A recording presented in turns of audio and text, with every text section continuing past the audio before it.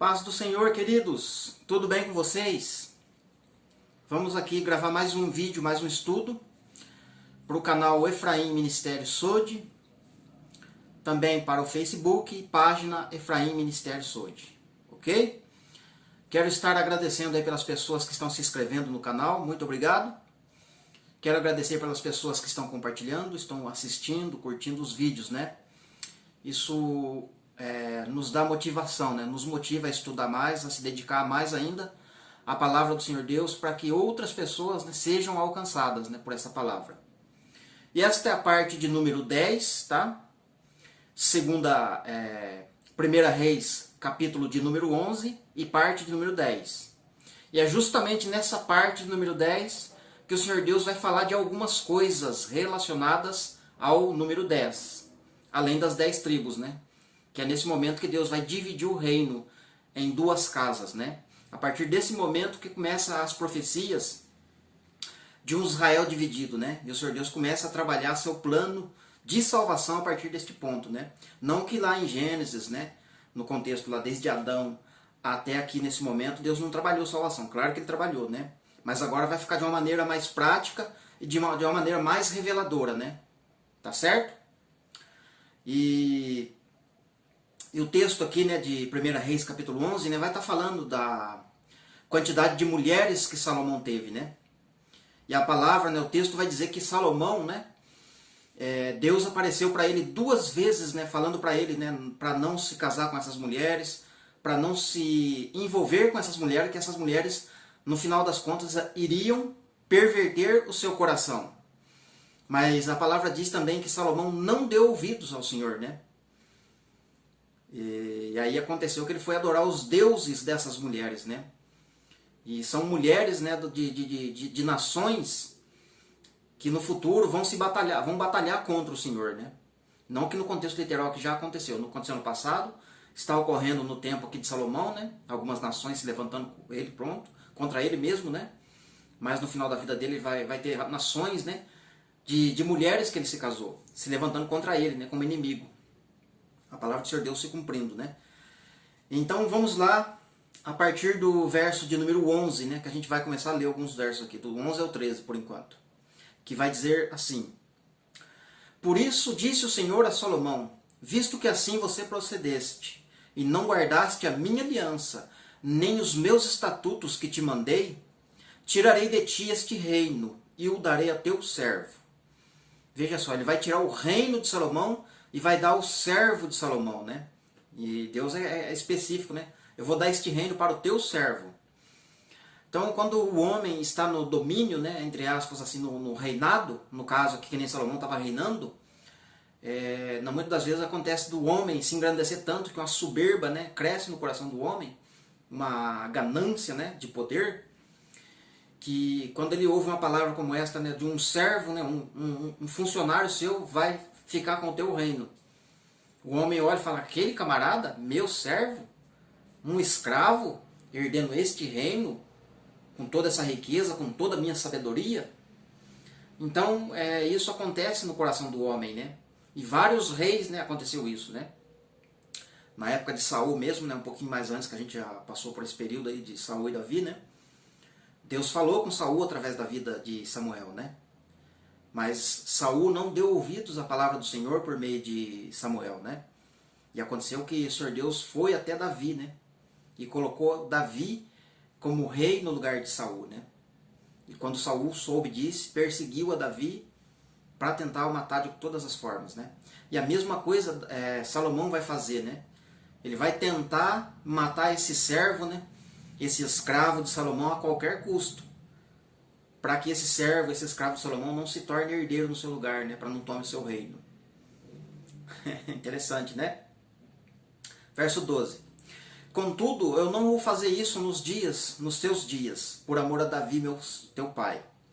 Da mão do teu filho o tirarei. Todavia não tirarei todo o reino. Darei uma tribo ao teu filho, por amor a Davi, meu servo, e por amor a Jerusalém que escolhi.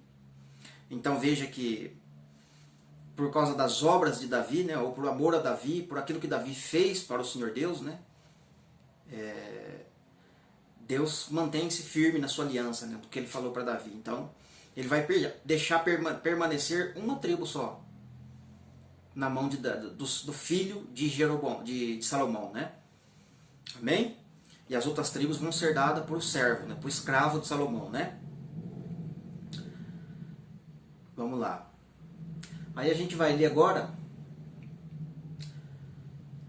a partir 11 e 13 a gente já leu, né? Agora a gente vai lá para o verso de número 28, né? Vamos pular um pouquinho para frente, vamos avançar a história aqui.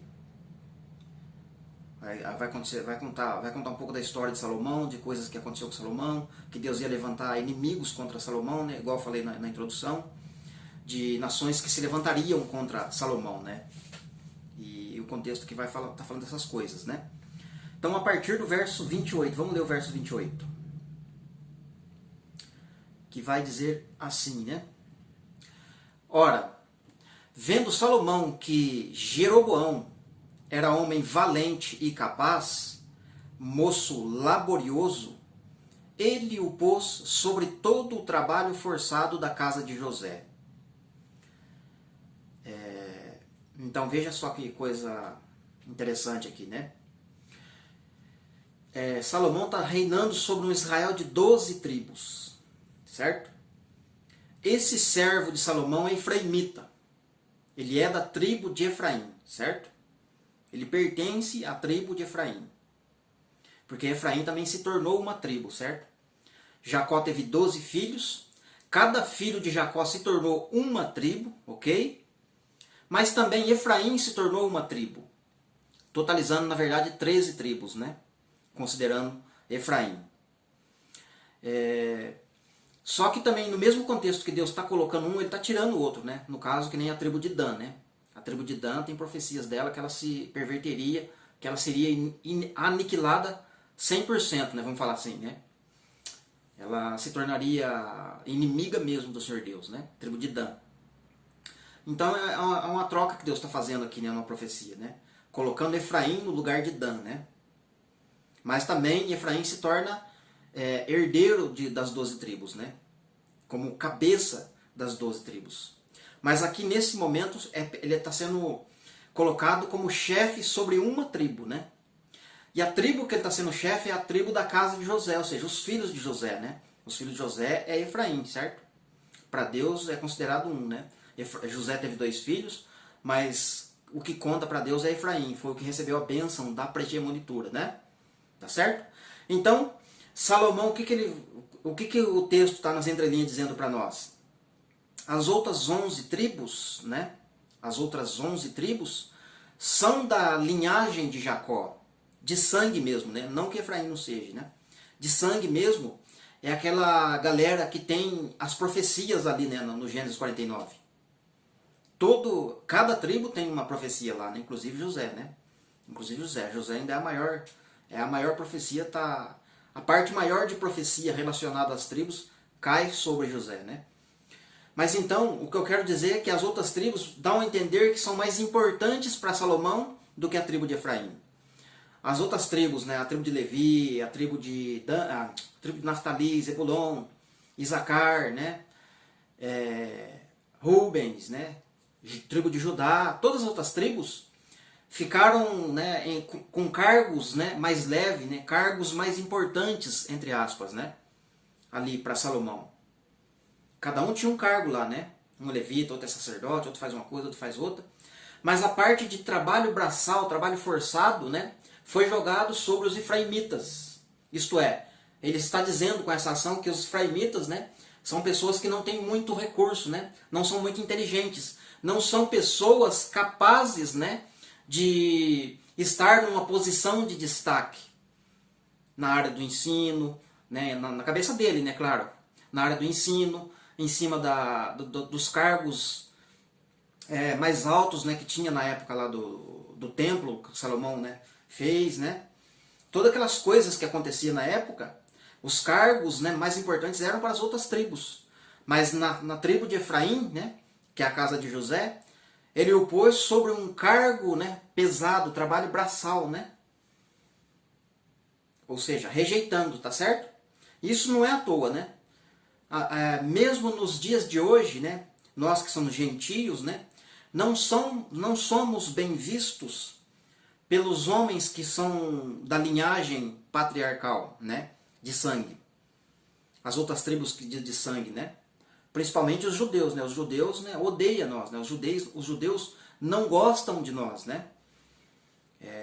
Coisa para eles, é abominável para eles aceitar que nós, né, estamos sendo santificados pelo Senhor Deus e que Deus está habitando em nós, né? Para eles isso é um absurdo. Então eles não gostam da gente. E você veja que Israel, lá, o próprio Israel hoje, aquela nação lá, né? Você vê que eles estão, entre aspas, né, com um poder acima de muitas nações, né? Ainda que é uma nação pequena, é uma nação que está ali, sabe, firme mesmo, né, entre as nações mais poderosas da Terra. Eles estão no topo, né? Eles estão ditando as regras, vamos dizer assim, né? Tipo, aqui é nós quem manda, né? Aqui não tem para ninguém não, né? E eles, então, nos esculacham, entende? Eles odeiam a gente e eles acham que eles estão servindo a Deus. Ali, né? Na mente deles. Mas vamos ler o verso de número 29, né? Aconteceu que nesse tempo, que saindo Jeroboão de Jerusalém, o encontrou o profeta Aías, o silonita, no caminho. Este se tinha vestido de uma capa nova, e estavam a sós, os dois no campo.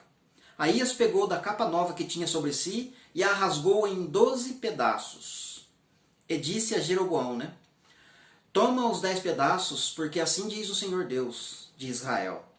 Eis que rasgarei o reino da mão de Salomão, e a ti darei 10 tribos. Porém ele terá uma tribo, por amor a Davi meu servo, e por amor a Jerusalém, cidade que eu escolhi, de todas as tribos de Israel. Porque Salomão me deixou e se encurvou a Astarote, deusa dos Sidônios, a Quemos, deus de Moabe, deus de Milcom, deus dos filhos de Amon, e não andou nos caminhos para fazer o que é reto perante mim, a saber, os meus estatutos e juízos, como fez Davi seu pai. Bom, até aqui tá bom por enquanto. Então veja que esse momento, né, o rei, o soberano da terra, o Salomão, né, estava na condição de rei, estava governando, estava com toda a autoridade, as outras tribos estavam, né, em cargos importantes, mas aí o profeta, né, o homem de Deus, vai até Jeroboão. Olha, assim diz o Senhor Deus, né? A partir de hoje você vai se tornar, né, chefe, né? Você vai se tornar líder das 10 tribos de Israel, né? Isto é, um reino. Você é rei, a partir de hoje você é rei sobre 10 tribos de Israel. E Salomão, quando fica sabendo disso, fica pé da vida e vai perseguir, né, Jeroboão. E Jeroboão precisa partir para o Egito. Fugir para o Egito e se esconder lá até Salomão morrer, para depois ele voltar para poder então exercer esse reinado, né? E reinado que até ele, inclusive, né, entrou pelos caminhos tortuosos também, né? Não ficou muito tempo na presença do Senhor Deus, né? E claro que isso é figura e é retrato de coisas que iriam acontecer no futuro. Como, por exemplo, né, Maria e José indo para o Egito, né, fugindo de Herodes. Lá em Apocalipse 12 vai ter a mulher, né, fugindo para o deserto porque o dragão está perseguindo, né? Entende? Então são coisas que apontam para o futuro. E se a gente olhar apenas para a literalidade da história, né, não tem possibilidade nenhuma disso ser retrato para o futuro, né? E aí a gente perde a revelação, perde o entendimento e estamos sujeitos a cair em doutrinas de homens, né? Porque aí, se esse texto a gente for considerar como na literalidade, outros textos que vão falar do futuro, a gente vai cair nessa mesma situação. E aí vamos ficar perdidos.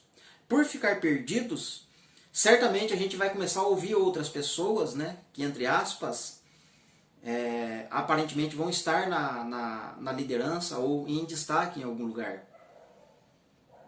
E aí a gente vai cair no ensinamento, no engano de homens, né? Como vem acontecendo há muito tempo com a igreja do Senhor. Em todos os aspectos eu falo, né? Em todos os aspectos. E a gente parou no verso 33, né? Vamos ler o 34 agora. Porém, não tomarei da sua mão o reino todo. A gente já leu o 34, né? O 35. Mas da mão do seu filho tomarei o reino, a saber, as 10 tribos, e as darei a ti. E a teu filho darei uma tribo. Aqui a gente já leu também, né? Verso 37. tomar-te-ei e reinarás sobre tudo o que desejar a tua alma, e serás rei sobre Israel. Né? Então o profeta acabou falando, você vai ser rei sobre Israel. Se ouvirdes tudo que eu te ordenar, e andares nos meus caminhos, e fizeres o que é reto perante mim, guardando os meus estatutos e os meus mandamentos, como fez Davi, meu servo, eu serei contigo e te edificarei uma casa estável, como edifiquei a Davi, e te darei Israel. Por isso afligirei a descendência de Davi, todavia não para sempre. Pelo que Salomão procurou matar a Jeroboão, e este, porém, se dispôs e fugiu para o Egito, a ter com Sisaque, rei do Egito. E ali permaneceu até a morte de Salomão, coisa que eu já tinha falado antes, né? Agora, uma coisa interessante, meus queridos, que eu queria destacar ainda nesse contexto que aconteceu, né? Quando o profeta Aías, né, rasga ali a sua capa nova e joga 10 pedaços, né, sobre a mão ou sobre a vida de Jeroboão, efraimita, é um ato profético, simbólico, que representa o futuro, né? Coisas que iriam se cumprir em Jesus, né? Coisas fantásticas, né? Se você olhar lá, por exemplo, para os evangelhos, né? Não, falta a gente ler o verso 31, acho que eu já li, né? Verso 31, eu não destaquei o verso 31, vamos ver lá de novo. Vamos lá. E disse a Jeroboão, toma 10 pedaços, porque assim diz o Senhor Deus de Israel, eis que rasgarei o reino da mão de Salomão e a ti te darei 10 pedaços, 10 tribos, ok. A gente já leu, na verdade, mas eu não destaquei, né? 10 tribos. Então Jeroboão fica com 10 tribos. Imediatamente a gente tem que conectar isso lá com os evangelhos. Por exemplo, né? Você vai ver lá em Mateus 25 a parábola das 10 virgens, né? 10 virgens, 10 tribos. Depois você vai ver a parábola lá das 10 dracmas, né, perdidas, né? 10 dracmas. Mas a palavra lá vai mostrar que ela achou uma só, né? E ficou contente, ficou alegre. Por que uma só? Interessante, né?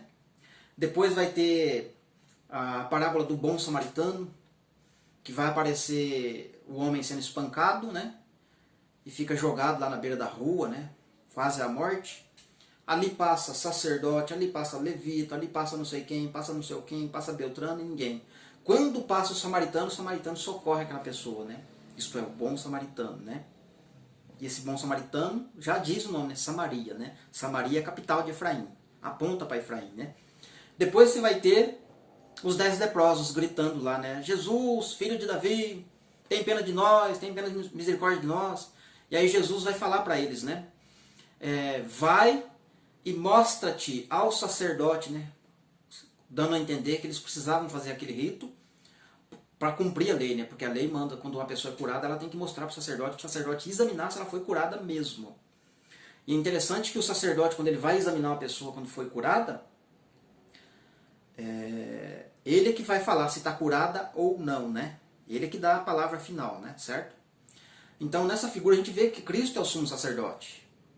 Está acontecendo uma coisa na lei, né? Na literalidade da lei, mas Cristo é o sumo sacerdote. É o sumo sacerdote que nos cura. Ele é o sumo sacerdote que nos tirou da cegueira, né? A gente era cego, hoje a gente consegue enxergar. A gente estava morto, mas a palavra fala em Colossenses 2:8, 2:4, no capítulo 2 ali, que nós fomos ressuscitados com ele. Mas não significa que eu fui ressuscitado no momento que ele ressuscitou. Eu sou ressuscitado quando eu vou até o sumo sacerdote para mostrar se eu fui ressuscitado ou não. Isso no sentido de olhar para a palavra, né? Porque Cristo é o sumo sacerdote. Mas também ele é a palavra. Então é a palavra que me ressuscita. Quando eu olho para a palavra e entendo a palavra, eu estou sendo ressuscitado. Entende? Eu estava morto nos meus pecados, nos meus delitos, mas eu fui ressuscitado juntamente com ele. Então essa questão dos 10 leprosos irem até o sacerdote para mostrar, também é uma outra coisa mostrando para os judeus, para as pessoas daquela época que não estavam crendo em Jesus, muito menos nos milagres que ele estava fazendo, para mostrar na cara deles, né, que Jesus tinha curado as pessoas que foram, né, que foram ter com Jesus. Mas o detalhe é que vai voltar apenas um para agradecer pelo milagre, pela cura. Não foi 10 que foi curado? Foi, mas apenas um voltou. E o texto lá ainda vai dizer, apenas este estrangeiro que voltou para agradecer. O que é um estrangeiro? Estrangeiro é alguém que não tem sangue judeu, não tem sangue israelita. É alguém que veio por fora, né? Vem sendo rejeitado faz tempo, como hoje. Sobe em cima do púlpito de uma igreja, qualquer denominação, começa a pregar sobre Efraim, né? Mostrar aqui como as coisas têm se revelado para nós na questão de Efraim, e começa a falar de Efraim para você ver uma coisa que vai acontecer. Você vai subir lá uma vez só, você não vai subir de novo, você não vai ter uma segunda oportunidade. Porque eles rejeitam isso, né? Isso não é, acha capaz mesmo.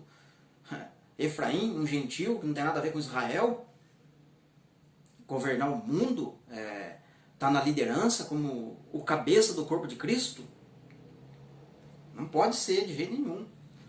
Então você não vai conseguir passar isso para uma igreja, né, hoje. Se você for pregar em cima de um púlpito hoje, numa igreja hoje, dificilmente você volta lá. Dificilmente. Então, essa questão de um só voltar, como vem acontecendo também em todos os contextos, né, que Deus mostra, né? Quando ele vai falar quando Deus vai falar para Abraão, né? Toma teu filho, teu único filho, né? E sacrifica ele para mim num sacrifício. Mas Abraão não teve 2 filhos? Isaac e Ismael? Por que só um? Porque o que conta para Deus é um. Jeremias capítulo 31, versículo 7, 8 ou 9, é por ali, naquele pedacinho ali. Você vai ver que o Senhor Deus está falando através do profeta Jeremias, né? Efraim é meu primogênito. E Efraim é filho de José, mas José teve 2 filhos. Mas Deus considera um como primogênito. E Efraim foi adotado por Jacó. Jacó tem 12 filhos, né? Juntando com Efraim dá 13. Mas para Deus só conta um. Tem 13 filhos. Mas é só o filho adotivo, né, que Deus está considerando. Olha aí que coisa ainda, né? Só o filho adotivo que voltou. Interessante, né? O que mais que a gente pode falar aqui da parábola, né? Jeremias 31. A gente leu já o verso do número 32 até o 40, a gente já finalizou, né? Então, meus queridos, vocês vejam que todo esse contexto, né, de Efraim, né? E eu sei que Deus tem muitas coisas ainda para nos mostrar através das palavras, né? Por exemplo, quando você cai no Novo Testamento, né, se você não tiver um pouco de entendimento que os profetas, né, que os salmos, ou até mesmo coisas que aconteceram antes dos salmos e dos profetas, né? 1 Reis, 2 Reis, Crônicas, Samuel, Ruth, Juízes, né? Os 5 livros lá que Moisés escreveu. Então, se você não tem um pouco de entendimento dessas coisas que estão acontecendo, né?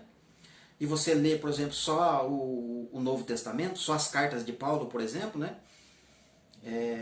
Você não vai conseguir entender, né? Não tem como você chegar a um entendimento quem é Efraim, né?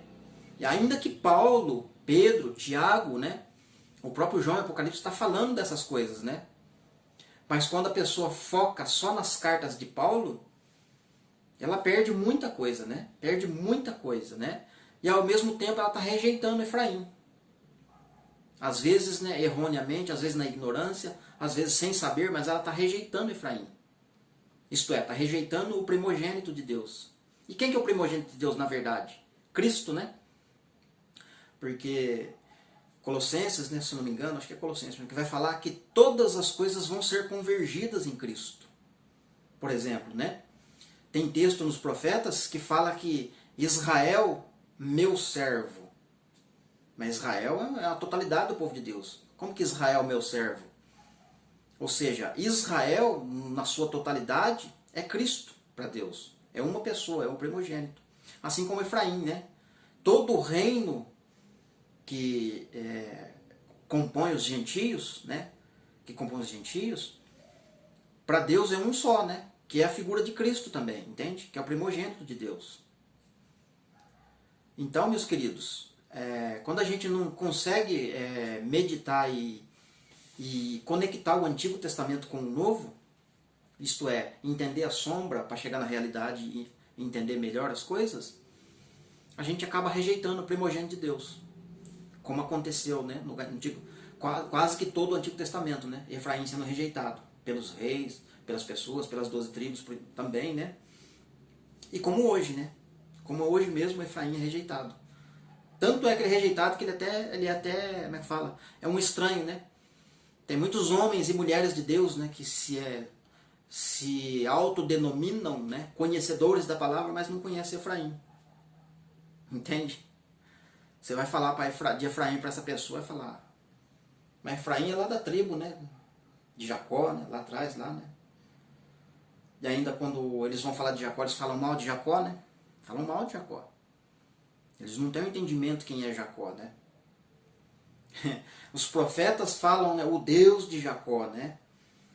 Os profetas, né, tiveram a revelação de que o povo, né, a totalidade do povo de Deus, no milênio, iriam usar a seguinte expressão, isso no milênio, né, no nosso tempo, não é futuro ainda, né? Ou seja, é que a revelação vai abrir muito mais para nós ainda, né? E o povo, o restante das nações que estarão no milênio, sendo governados pela igreja, vai ter uma frase, né, na boca deles. Vamos subir até Jerusalém, até o Deus de Jacó. Então, é uma coisa assim que parece que quando você fala Deus de Jacó, para algumas pessoas, né, você vai dentro da igreja, é um lugar que tem umas pessoas que não estão meditando na palavra, se você fala assim, somos filhos de Jacó, somos servos do Deus de Jacó, eles vão dar uma olhadinha meio assim para você, irmão. Vão estranhar um pouco. Por quê? Porque a frase, né, não é familiar para eles, né? Eu, filho de Jacó, Antigo Testamento, Jacó, usurpador, enganador. Então a concepção a respeito de Jacó, filhos de Israel, ou até mesmo Israel 12 tribos, para eles, né, é algo estranho. É algo fora, você tá viajando na maionese, cara. Qual igreja que você é? Quem falou isso para você? Né? Amém, meus queridos? Então, sendo possível, você vai compartilhar o vídeo. Se não for possível, você vai assistir, vai ser edificado, né? Se você não vai compartilhar o vídeo, pelo menos as palavras você vai compartilhar, né, com outras pessoas. E assim vai estar alcançando outras pessoas do mesmo jeito, né? O importante não é as visualizações, o importante não é os compartilhamentos, né? Mas sim o importante é essa mensagem, né, chegar aos corações. Não importa por quem, né? Não importa quem vai fazer isso e como vai fazer. O importante é que as pessoas sejam alcançadas. Beleza? Que Deus abençoe e até o próximo estudo, né? Que será a parte de número 11. Aí seria 2 Reis, capítulo 11. Certo? Então vamos lá. Até lá então, permitindo Deus.